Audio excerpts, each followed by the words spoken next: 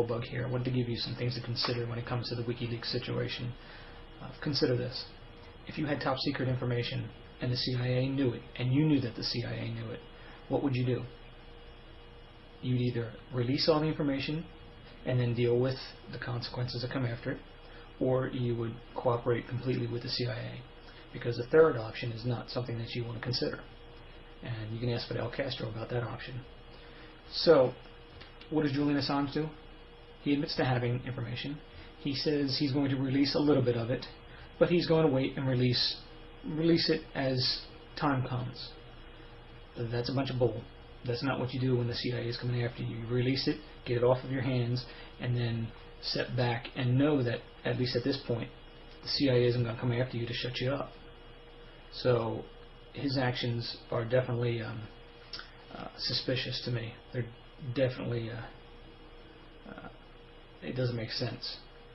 But what does make sense is the fact that Wikileaks, either legit or not, is being used as a vehicle to get rid of your freedom of speech. And they're attacking that freedom of speech via the internet and other outlets, and they want to control it. So therefore they make up a person named Bradley Manning. Now you can argue whatever you want, but Bradley Manning is a fictitious character. There is not one shred of evidence that leads to the fact that he is a living, breathing person. You've never seen any video of him. All the photographs online of him show signs of Photoshop editing. His DD458 forms, they're forged. They're not even, the second page of the form is not even the correct form. You can download the correct form from the Department of Defense. There is no evidence, no interview, video interview of, say, his mother or his father, which Al Jazeera said has died, and he hasn't, because according to the original interview with Wired, his father is still alive. Where's the interview with his sister? His mother lives in Wales. What, are there no reporters in Wales? What, are they too busy chasing around the royal family?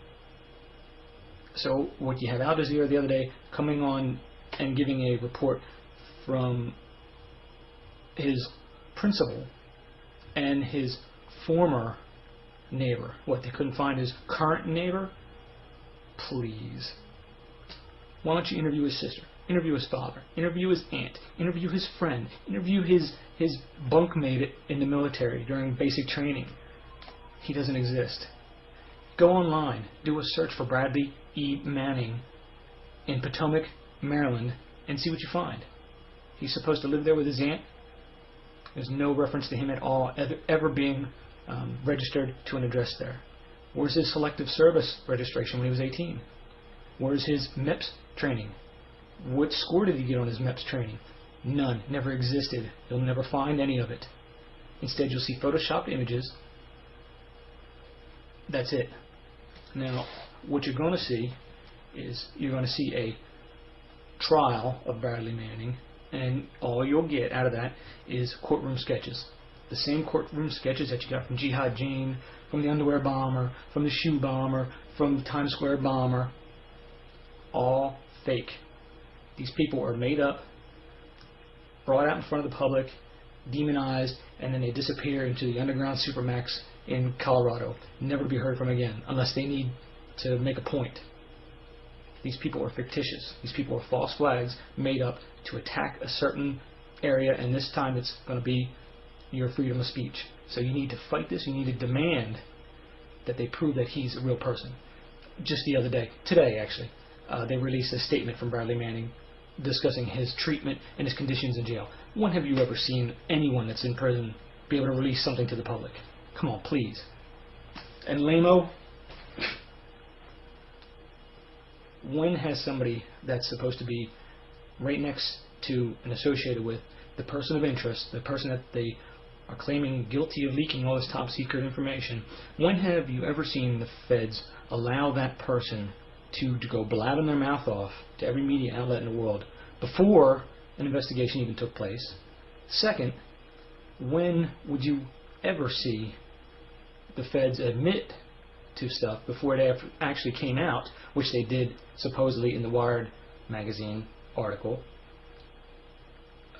fake. It's all fake. Adrian Lamo, he might be a part of it. He might have been duped, but his communication with this Bradley Manning person was through text messages. He doesn't even know who that person was on the other end. It could have been his mother for all he knows. My thoughts is it's Paulson, the Wired magazine author of that article. It's all a bunch of lies to confuse you.